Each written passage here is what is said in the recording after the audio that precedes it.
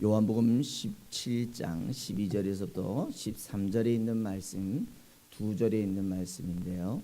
혹시 옆에 있는 분들도 좀 찾아주시고요. 같이 보도록 하겠습니다. 찾으셨으면 제가 봉독해 드리겠습니다.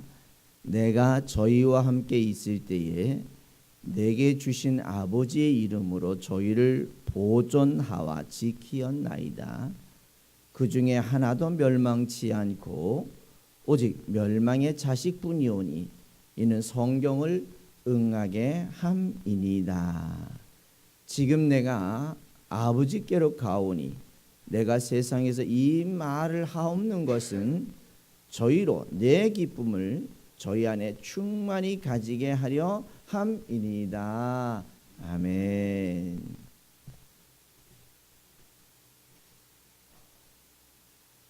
요즘 아이를 낳을 때 어디에서 낳습니까? 산부인과에서 낳죠. 그런데 그 산부인과보다가도 어느 산부인과가 중요한 걸 거예요. 우리 같은 경우는 동작구에 있는 작은 산부인과였는데 어떤 사람은 비행기를 타고 산부인과를 가더라고요. 비행기를 타고 가는데 얼마나 가냐? 한 10시간씩 걸려가지고 아이를 낳으러 가는데 어디로 가는지 아시죠? 미국으로 갑니다. 미국에 가서 아이를 낳으면 그 아이가 이제 미국 시민권자가 되기 때문에 미국 가서 굳이 아이를 낳으려고 몸부림치고 있고요. 그 불편한 몸을 이끌고 그렇게 커다란 돈을 들여가지고 갑니다. 보통 그렇게 하려면 뭐 없는 사람이 그렇게 하겠어요? 나름대로 재정도 좀 있고 사회적 지위도 있는 그 사람들이 보통 그렇게 아이를 낳으러 가는 걸 볼 때 왜 그럴까? 왜 그럴까? 이런 생각을 해봅니다. 그런데 요즘 다른 나라의 그 엄마들이 가끔은 한국에 와서 아이를 낳고 싶어 합니다. 왜 그럴까? 내가 어디 시민권이냐에 따라서요, 그 사람이 보호받는 영역이 틀리다는 거예요. 내가 어느 나라에 소속되어 있느냐에 따라서 그 사람이 얼마나 지위적으로 사회적으로 안정이 되느냐 이런 것들도 차이가 있습니다. 뭐 미국 시민권이라 그래가지고 다 안전하다 그런 건 아니지만 그래도 여러분 영화를 보시면 라이언 일병 구하기 뭐 이런 영화 있지 않겠어요? 라이언이라고 하는 젊은 병사 하나를 구하기 위해서 대규모 군인들이 가서 그 병사 하나를 구해오는 걸 그게 미국이 가지고 있는 사람을 소중히 여기는 하나의 표면입니다.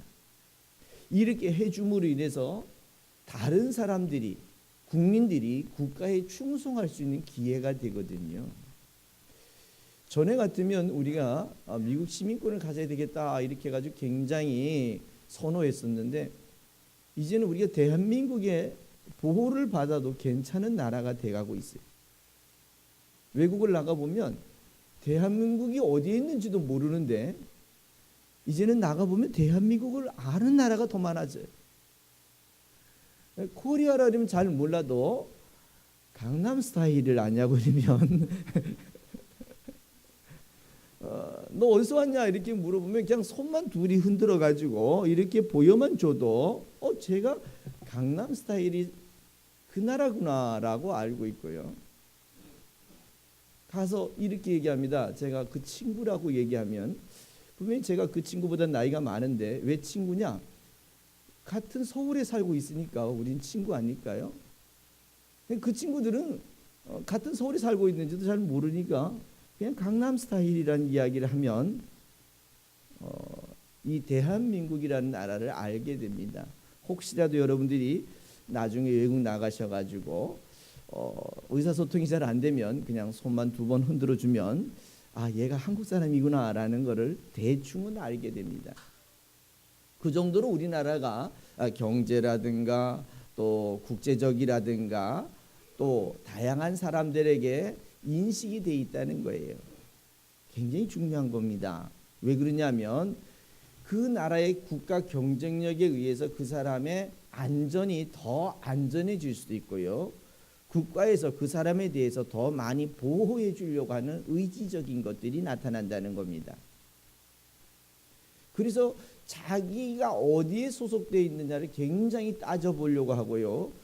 그거를 소중히 여기고 그걸 지켜보려고 몸부림치고 있고, 그러다가 보니까 미국까지 가서 아이를 낳아보려고 애를 쓰고 있거든요. 이런 일들을 이렇게 보면서 야, 참 세상에 사는 것도 이런 이치인데, 여러분 우리는 과연 종교의 우산은 어디에다 두고 있을까? 이걸 한번 생각해 보셔야 돼요. 내가 어느 종교에 내 소속을 두고 있고 어느 종교에 내 인생을 맡기고 있고 내 영혼을 맡기고 있는지를 한번 늘 생각해 보셔야 된다는 겁니다. 이 몸이야 국가가 나를 통제해서 나를 보호해주고 나를 지켜주는 것으로 감사하지만요, 국가는 영혼까지는 못 지켜주는 겁니다. 이 영혼은 어떤 종교에서 내 영혼을 맡기느냐에 따라서 그 영혼을 지켜줄 수도 있고 보존해 줄 수도 있고 보존해 주지 못할 수도 있다는 거예요. 뭐 죽고 난 다음에 뭐가 그리 중요하겠어라고 이렇게 얘기하지만, 죽고 난 다음에 결과치가 없다면 사는 것도 의미가 없는 겁니다. 사는 것도 가치가 없는 거예요. 돌아갈 고향이 없는데 뭐 어디로 가서 출발하겠다는 거예요. 어디를 향해서 가겠다는 거예요. 그러다 보니 인생 자체가 갈팡질팡해질 수밖에 없다는 것입니다. 그런데 세상의 수많은 종교는 다 자기들이 보존해 줄 수 있다고 얘기합니다. 다 자기들만이 보존해 줄 수 있다고 얘기를 해요. 자기들 안에 들어와야지만이 다 복을 받고 보존된다고 이렇게 얘기를 하고 있단 말입니다. 그런데 그 많은 종교들이 보존해 주겠다고는 얘기하지만 보존해 준 결과는 참 못 보여주고 있다는 거예요. 그냥 이렇게 얘기합니다. 막연하게 있을 거야. 있다고요. 그냥 믿어. 참 안타깝지요. 안타깝지요. 그런데 오늘 여러분과 내가 믿는 이 예수는 말입니다, 그 결과를 보여주겠다. 그 결과를 보여주겠다. 오늘 다양한 방법으로 그 결과가 있다는 것을 계속 설명을 하면서 그 설명과 함께 교육을 하고 교육과 함께 결과도 보여주면서 사람들을 보존하고 지키고 하나님의 영역 아래서 하나님의 역사를 이루어가는 그 역사에 여러분과 내가 포함되어 있다는 사실을 여러분 기억하시기 바랍니다. 참 이게 쉽지는 않은 일이에요. 오늘 본문의 제목을 뭐라고 잡았냐면 보존했다, 보존했다. 그리고 우리를 그 보존한 것을 지켜주셨다라는 이런 이야기를 합니다. 세상에 많은 종교는 내가 어떻게 해야 보존되고 지켜지는 겁니다. 갖다가 돈을 많이 갖다 바치든가 집을 한 채 바치든가 이래야 뭐 좋은 덕을 쌓고 그래야 결과를 얻어가는 그런 시스템인데요, 예수만큼은 내가 잘나서가 아니라 내가 믿는 예수가 완벽하시기 때문에, 그분이 힘이 있으시기 때문에, 그분이 능력이 있으시기 때문에 그분이 우리를 보존하시고 우리를 지키시는 줄 여러분 믿으시기 바랍니다. 그래서 성경을 보면요, 항상 하나님이 이렇게 지키시겠다, 보존하겠다. 언제까지? 죽을 때까지. 언제까지? 죽고 난 다음에까지. 사는 동안에도 보존하고 죽고 난 다음에까지도 보존해서는 영원한 생명을 허락해 주시겠다는 것이 여러분과 내가 믿는 예수라는 사실을 여러분 기억하시기 바랍니다. 근데 성경이 보면요, 이렇게 보존하고 지키려고 했는데 보존되지 못하고 지켜지지 못하는 사람이 있어요. 보존되지 못하고 지켜주지 않았어요.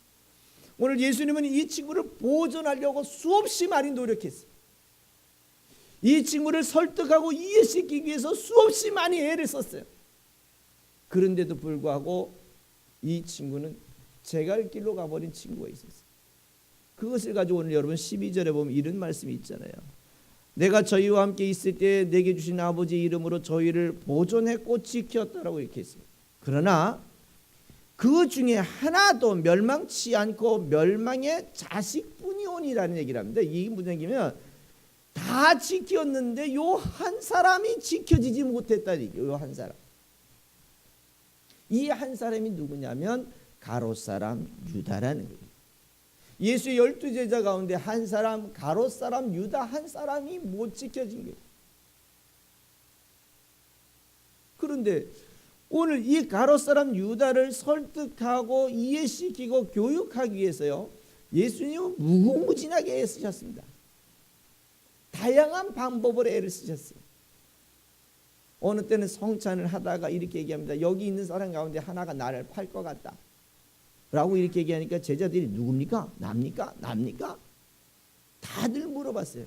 그럴 때 가롯 사람 유다가 자기도 물어봤어요. 냅니까?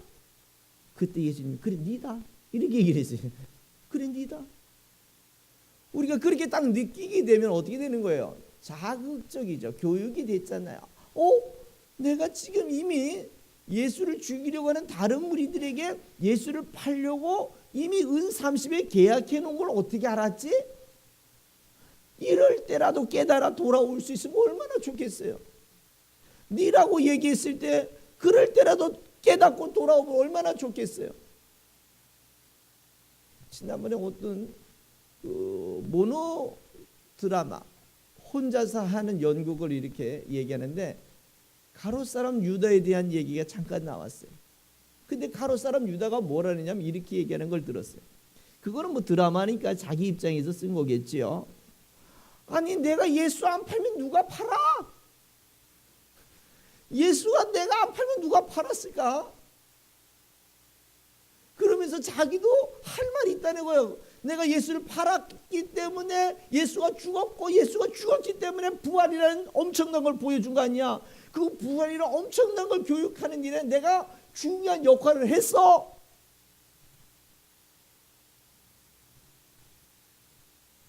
따라해 봅시다. 네가 아니면 할 사람 없을까? 네가 아니어도 해. 네가 아니면 할 사람이 없을까 봐 네가 그렇게 악한 일들을 하나님의 역사에 반대되는 일을 네가 꼭 해야 되겠냐고. 너가 아니라도 다른 사람이 한다니까. 왜 그 일을 네가 해야 되냐고. 무슨 영웅 심리가 있었어. 무슨 정의감이 있었어. 오늘 가롯 사람의 이 사건들을요, 이 한 사람이 실족하고 한 사람이 넘어지고 한 사람의 자손이 한 사람의 흔적이 없어지는 상황이 오늘 본문에 보면 뭐라고 얘기했냐면 12절의 하반절에 보니까 따라합시다. 성경을 응하게 하심이라. 이 얘기는 무슨 얘기냐면 이 사건도 우연한 사건이 아니라는 거예요. 가롯 사람 유다가 이 사람이 예수를 팔 것에 대해서 예수가 뭐 힘이 없어 팔리거나 죄가 있어 죽은 것이 아니라 이런 시스템에 의해서 팔릴 것을 언제 이런 얘기를 했냐면 예수님께서 이 말씀을 하시면서 요한복음 13장에서 이런 얘기를 해요. 여자의 발꿈치를 무는 그러한 사건에 대한 얘기를 했어요. 여자의 후손의 발꿈치를 누가 물었냐? 뱀이 물었다. 이렇게. 그 뱀이 또 어떤 사람은 사단인 줄 아는데 뱀은 절대로 사단이 아닙니다. 그래서 제가 아는 장로님은 뱀만 보면 그냥 다 사단이라고 잡아서 그것까지 또 좋지만 그건 막 뱀의 형상을 했을 뿐이지 뱀이 사단은 아니라는 거예요. 그런데 그런 모습을 통해서 여자의 후손을 물을 것이라는 것을 설명했고요.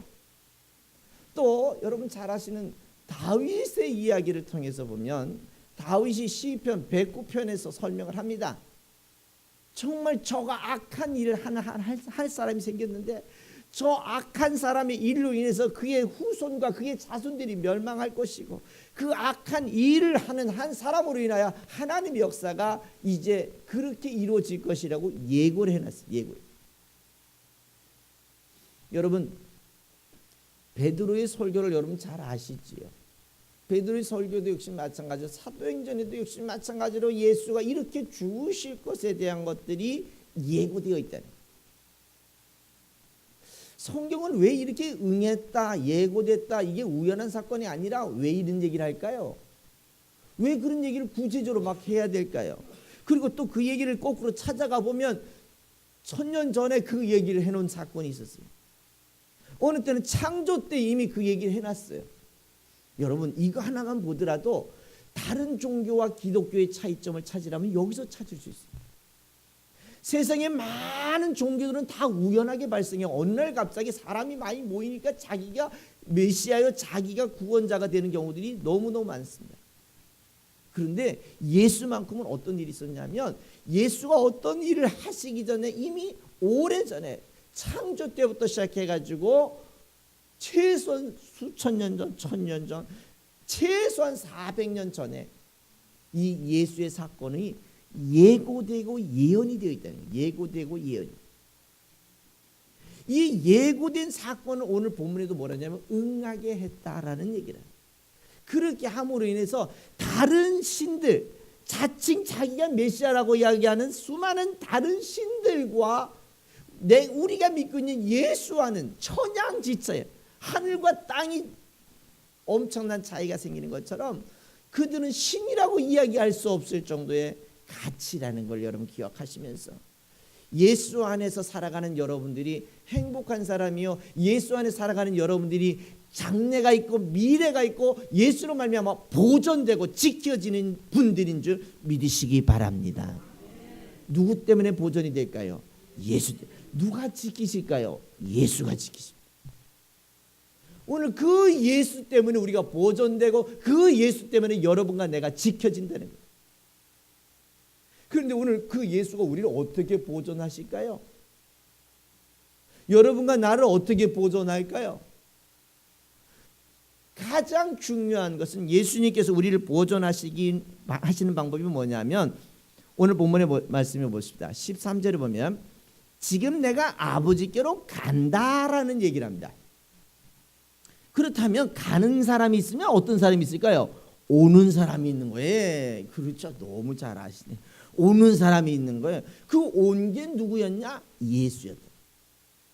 여러분과 나를 보존하기 위해서 예수께서는 친히 육체를 입고 여러분과 나와 같은 형상을 입으시고 이 땅에 우리와 함께 하셨다는 사실을 여러분 기억하시기 바랍니다. 이게 굉장히 중요한 게, 이게 빌립보서에서 바울이 얘기하기를 뭐라냐면, 그는 하나님이신데 하나님의 그 형상을 내려놓고 우리와 같은 형상을 입으시고 여러분과 나처럼 살다가 여러분과 나처럼 죽음을 당하고 또 다른 하나님의 역사를 보여주시기 위해서는 어떻게 해야 되느냐? 친히 오셔야 되는 거예요. 친히 오시는 거예요. 그리고 보면 여러분들도 이 교회까지 오셨잖아요. 그렇죠? 대단하신 분들입니다. 먼 길, 정말 어려운 길, 힘든 길, 어떤 분은 정말 고통스러운 길인데도 불구하고 이 예배에 오시는 것 자체도 굉장히 귀하잖아요. 근데 여기에 만약에 뭐 장관이나 한 사람이 온다면 어떻게 될 것 같습니까? 갑자기 그 사람 주변으로 사람이 쫙 모이겠죠. 왜? 아이고, 큰 교회도 있는데 이 작은 교회까지 오니까 얼마나 귀합니까? 이렇게 얘기하지 않겠어요? 하다못해 지나가다 대통령이 11시네 예배해야 되겠는데 어디 교회 없을까? 그러다가 우리 한우리교회를 보고 쑥 들어왔다. 그럼 어떻게 된 줄 아시죠? 갑자기 여기가 꽉 찰 거예요. 왜? 경호원들 반, 우리 반 이렇게 되지 않겠어요? 아마 여러분들 예배하면서 황공할걸요? 야, 그리고 서로 사진을 찍으려고 그럴걸요? 왜? 같이 찍으면 인증샷이 되니까. 그런데 조금 있으면 그럴 수도 있지 않을까 생각해봐요. 언제쯤 그분이 대통령 그만두고 어디 할 일 없으면 왜 사람들이 이목이 집중되죠? 그 사람이 대통령이기 때문에 집중이 되는 거예요. 그 사람이 평상시에 길을 가는데도 카메라가 따라옵니다. 왜 따라올까요? 이 사람이 위치가 그러기 때문에 따라오는 거예요. 이 사람이 갑자기 어디 논에 가가지고 벼베기를 해보세요. 그럼 어떤 일이 있는 줄 아십니까? 헬리콥터가 떠서 그것을 촬영합니다. 왜요? 아니 대통령이 벼베기 하는데 벼베기 하는 게 뭐가 대수롭겠어요. 그러나 그 사람의 지위에서 그 일을 한다는 것 자체가 사람들의 이슈가 되거든요.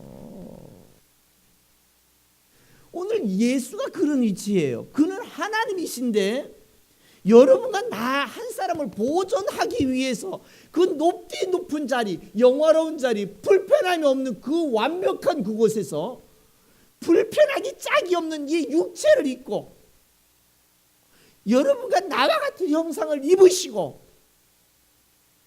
한 끼만 안 먹어도 배고파하는 우리들과 같은 삶을 사셨던 사실이, 이게 예수가 다른 종교와 차이점이래요. 다른 종교의 지도자들은 다 자기가 편리한 쪽으로 끌고 갔어요. 자기가 편한 쪽으로 우선 했었어요. 그러나 예수만큼은 여러분과 나를 보존하기 위해서 여러분과 나와 같은 형상을 입으시고 이 땅의 강림, 이 땅의 임재, 이 땅에 우리와 함께 하셨다는 사실이 여러분과 나 입장에서는요, 이건 말로 할 수가 없어요. 이거는 뭐 어떻게 표현할 수가 없어요. 만약에 여러분이 사진을 찍을 수 있으면 이때 찍으셔야 돼요. 그렇게 위대하신 분이 우리와 같이 되셨다? 대단한 일입니다. 사람들은 예수님께서 겸손을 찾으라, 예수님이 겸손하셨다라고 이렇게 얘기하면 어디서 찾냐면 대체적으로 제자들의 발을 씻어줬다라는 것에 겸손을 찾지요. 그거는요, 겸손해서 찾으면 우리는 또 놓치는 게 많습니다. 진짜 예수님이 겸손하셨다, 낮아지셨다는 표현을 찾으려면 하나님이신 그분이 육체를 입고 우리에게 오셨다는 사실이 예수님의 최대한의 겸손이고 최고의 겸손이고 최선의 겸손이라는 사실을 우리는 거기서 발견해 주시면 좋겠습니다. 그래야 정말 대단하신 분이 오셨구나 라는 걸 느낄 수 있다. 누구를 보존하기 위해서요? 누구를 보존하기 위해서요? 따라합시다. 나를 보존하고 지키시기 위하셔서 육체를 입고 우리와 함께 되셨습니다. 누구를 보존하기 위해서요? 누구? 옆에 있는 사람만? 나야. 나를 보존하기 위해서. 나를 보존하고 지키기 위해서 오늘 예수님께서는 친히 그 몸을 입고 여러분과 같이 되셨다는 사실을 여러분 잊어버리지 마시기를 부탁드리겠습니다. 이것만 기억하면 감사가 넘쳐나요. 너무너무 고맙습니다. 늘 예수님 고마워요. 정말 우리에게 그런 걸 보여주시기 위해서 오셨군요. 고맙습니다. 라고 이야기하셨어요. 대통령이 와서 논을 뱉는데 그 벼 주인은 얼마나 황공할까요? 그렇죠? 그 주인은 얼마나 감사할까요?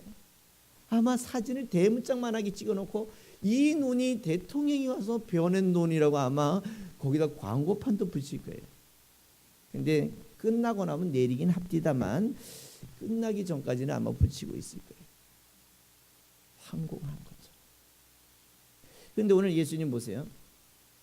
두 번째로 우리를 보존하기 위해서 어떻게 하시냐면 이 땅에 육체를 입고 오신 것으로 만족하지 않냐고 두 번째로는 늘 교육해 주셨어요. 가르쳐 주셨어요.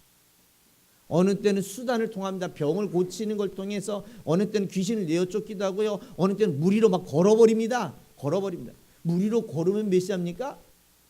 아니죠. 사람으로 할 수 없는 일들을 보여주시죠.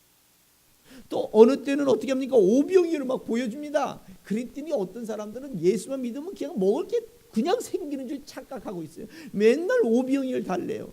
역사적으로 오병이어는 2번밖에 없었어요.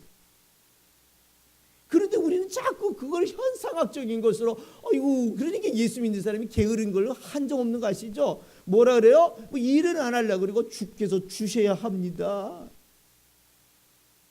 쥐가 뿔이 있어요 없어요? 없죠. 그래서 쥐뿔이라는 얘기예요. 우리가 노력을 해야죠. 애를 써야죠. 최소한 사업이 되려면 애도 쓰고 노력도 하고 수고도 해야 되는데 예수님께서는 오병이어를 보이셨으니까 예수님께서 해주셔야 내가 잘 될 겁니다. 나는 그럼 뭐 하고요? 나는 그럼 놀고 있어요? 우리는 안타까운 현실이 너무 많습니다. 예수님께서는 친히 그런 오병이어를 통해서 봐라.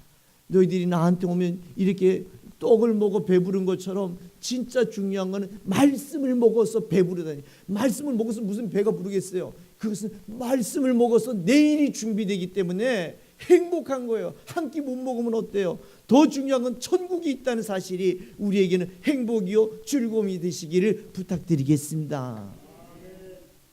그래서 오늘 예수님은 이런 방법을 교육을 하시는 거예요. 가르치는 거예요.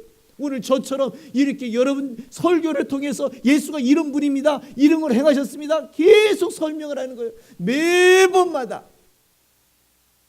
그래서 이 예배의 가장 핵심은 여러분 설교라는 걸 아십니까? 오늘 이 설교를 통해서 누구를 배우시는 거예요? 예수를 배우시는 거예요. 그 예수가 어떤 분인지를 알면 알수록 우리는 더 혼돈되지 아니하고 흔들리지 아니하고 좌절하지 아니하고 포기하지 않고 예수 안에 살아갈 수 있는 줄 믿으시기 바랍니다. 예수님이 그렇게 수단과 비유와 다양한 방법으로 교육하셨어요. 그럼 여러분들과 나도 역시 마찬가지로 평생 배워가는 거예요. 오늘 여기 어르신들이 굉장히 많은데 굉장히 많다 그래야 돼요. 왜냐하면 카메라에는 안 보이잖아요. 그렇죠? 오늘 여러 어르신들이 이렇게 많잖아요. 이렇게 많으신데도 이렇게 배우시는 자체는 어때요? 평생 배우는 거예요. 평생 배워야 돼요. 누구에 대해서요? 예수에 대해서요. 언제까지요? 죽을 때까지 배우는 거예요. 우리는 평생 배워요. 모르면 우리는 당할 수밖에 없어요. 모르면 그만큼 고생할 수밖에 없어요. 모르면 그만큼 우리는 몸으로 고생하든지 아니면 돈으로 고생을 시키든지 나중에는 내 영혼이 고생이 되는 거예요. 왜? 이게 어디가 진리인지 모르는 거예요. 뭐가 진리인지 모르는 거야. 성경을 봤는데 까만 건 글씨고 하얀 건 종이요. 봐도 이해가 안 되니까 수면제로 쓰는 게 성경책이 돼버리잖아요. 언제까지 우리는 그렇게 내가 스스로 성경을 볼 수 없는 안타까운 일이 돼버리고 말 겁니까? 이제 우리가 예수님이 교육하신 이 교육의 방법을 평생 배우셔서 여러분의 것으로 여러분의 신앙의 기초로 신앙의 중심으로 잘 만들어 가실 수 있기를 부탁드리겠습니다. 예수님은 마지막으로 보존하기 위해서요 어떻게 하셨는 줄 아십니까? 오늘 13절에 보니까 내가 아버지께로 가겠다 그랬습니다. 아버지께로 가겠다. 가겠다는 얘기는 뭐예요? 이제 죽겠다. 왜 죽어야 돼요? 여러분과 나도 죽는데 그 예수께서 먼저 죽음을 보여주시는 거예요. 왜? 죽음 이후에 뭐가 있으니까? 영생이 있으니까. 이 영생이 있으니까 이거를 보여주고 이거를 통해서 보존하기 위해서 이 영생이 있다는 걸 가르쳐주기 위해서 여러분을 나를 보존시키기 위해서 오늘 예수님께서는 이렇게 마지막 말로 해도 안 되고 다양한 방법을 해도 안 되니까 마지막 방법 따라합시다. 내가 죽음을 보여줄게. 그래요. 내가 죽음을 보여줄게. 내가 보여줄게. 다른 사람들은 뭐라는 줄 아시죠? 네가 보여줘. 내가 살려줄게. 그러다가 못 살리면 어떻게 되죠? 저놈은 하나님이 살리시려고 했는데 지가 그릇이 안 됐다고 이렇게 또 핑계대지 않겠어요? 세상의 모든 사람들은 다 네 보고 하라입니다. 내가 하겠다는 얘기 안 해. 그러나 여러분과 내가 믿고 있는 예수만큼 뭐랍니까? 내가 보여줄게. 어떻게 이게 가능할까요? 어떻게 이게 가능할까요? 없으면 가능할까요? 못해요. 있으니까 가능한 거예요. 있으니까 이게 가능하다고요.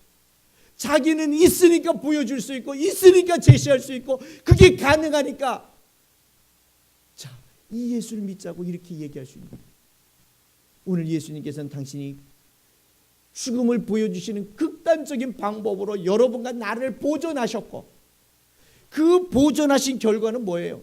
오늘 13절에 보니까 이런 얘기를 합니다. 내 기쁨을 저희 안에 충만히 가지게 해요. 내가 가지고 있는 기쁨, 오늘 그 보존된 여러분과 내가 가져야 되는데, 여러분과 내가 가질 수 있는 그 기쁨이 뭔지 아십니까? 그게 영생이에요. 그게 영생. 예수님께서 처소를 예비하고 내가 너희를 다시 데리러 올 테니까 걱정하지 마. 그 처소가 여러분과 나에게는 기쁨이 되고 소망이 되고 즐거움이 되는 줄 믿으시기 바랍니다. 예수님이 이 십자가 지러 갈 때 쭈삣쭈삣 마지못해서 억지로 아니에요. 할 수만 있으면 빨리 지고 싶어 했어요. 할 수만 있으면 빨리 지고 싶었어요. 누구처럼요? 그 모습을 본 바울 목사가 그렇게 했어요. 나는 하루라도 빨리 예수 만나고 싶다고. 왜? 천국이 있는 줄 아니까. 천국이 있는 줄 아니까. 기회가 내게 주어진다면 나는 언제든지 빨리 예수 만나고 싶다고. 그런 심정으로 바울 목사가 살았는데요, 오늘 그런 심정으로 예수가 십자가 지셨어요. 억지로 지지 않았어요. 마지못해 지지 않았어요. 할 수 없어 지지 않았어요. 그는 보여주고 싶은 게 있어요. 여러분에게 가르쳐주고 싶은 게 있어요. 인생이 이 몸이 전부가 아니라는 걸 보여주고 싶은 거예요. 그래서 그것을 아는 사람이 기쁨을 얻을 수 있고, 그것을 아는 사람이 영생을 얻을 수 있고, 그것을 아는 사람이 행복하게 살아갈 수 있는 줄 여러분 믿으시기 바랍니다. 그러면 우리 예수 믿는 사람이라 해서 어려움이 없습니까? 예수 믿는 사람이라고 하루에 한 끼만 먹고 삽니까? 아니에요. 예수 믿는 사람은요, 어떤 면으로는 예수 믿지 않는 사람보다 더 많은 핍박을 당합니다. 예수 믿지 않는 사람들은 오늘 가서 쉴 텐데, 오늘 우리는 어때요? 이 하나님의 말씀을 하나라도 더 배우려고 여러분 찾아온 여러분들은 어때요? 더 힘들지 않겠어요? 세상에 가장 달콤한 시간이 설교 시간이라 그럽니다. 왜? 그때만큼 잠이 잘 온다는 게 없다. 그때만큼 잠이 달콤할 때 5분 잤는데 1시간 잔 것처럼 피곤이 풀린대요. 얼마나 좋은지. 그렇게 재워드릴 수 있으면 얼마나 좋을까. 그런데 보세요, 힘들죠. 앉아있는 거 힘드시죠? 얼마나 이게 앉아있는 게 힘든지 아세요? 서서 설교하는 저는 얼마나 더 힘들까요? 앉아있으면 눕고 싶을걸요? 근데 예수 믿는 사람은 더 많은 핍박이 있어요. 여러분, 이거는 부인할 수가 없어요. 예수 믿는 사람들은 욕먹을 수 있어요. 왜? 나는 잘했는데 우리 옆에 있는 사람이 잘못해가지고 도매급으로 우리가 넘어갈 수도 있어요. 예수 믿는 이 교회가 어느 때 욕을 먹을 수 있어요. 사회적으로 지탄을 받을 수 있어요. 왜? 한국의 수많은 교회 가운데 한 교회가 삐뚤어지면서 그 한 교회 때문에 모든 잘하는 교회들이 다 도매급으로 나가서 넘어질 수 있어요. 핍박받을 수 있어요. 그러나 걱정하지 마세요. 여러분과 나는 예수 때문에 보존되시는 줄 믿으시기 바랍니다. 누구 때문에요? 그래서 보존되고 주님 앞에 서는 그날까지 주께서 여러분과 나를 지키시는 줄 믿으시기 바랍니다. 누가 지킨다고요? 누가 지켜요? 누가? 예수가 지켜요. 예수가. 힘이 없는 어떤 다른 종교와 다른 시스템이 지키는 게 아니라 예수가 여러분을 지키는 거예요. 예수가 여러분을 지키는 거예요. 한 나라의 군인을 구하기 위해서 모든 군대가 동원되듯이 여러분과 나를 지키기 위해서 하나님께서는 성령을 통해서 여러분과 나를 보존하시는 줄 믿으시기 바랍니다. 누굴 지킨다고요? 나를 지키는 거예요. 누가 지킨다고요? 예수가 지키고. 걱정하지 마세요. 천국 갈 때까지 우리 같이 갑시다. 고난이 온다 할지라도, 핍박이 온다 할지라도, 만약에 기회가 돼서 순교할 기회가 있다면 우리는 뭐라 그래야 되는지 아십니까? 할렐루야. 왜? 이제 순교하면 어디 갈 거니까? 주님 만나러 갈 겁니다. 영생이 우리를 기다리고 있으니까 이 기쁨 가지고 여러분 하루하루 예수 때문에 행복하고, 예수 때문에 감사하고, 예수 때문에 기뻐하고, 예수 때문에 소망을 가져가는 여러분 모두가 되시기를 부탁드리겠습니다. 아멘. 승리하시기 바랍니다. 아멘. 언제까지 승리하시렵니까? 그렇죠. 죽을 때까지. 천국 갈 때까지.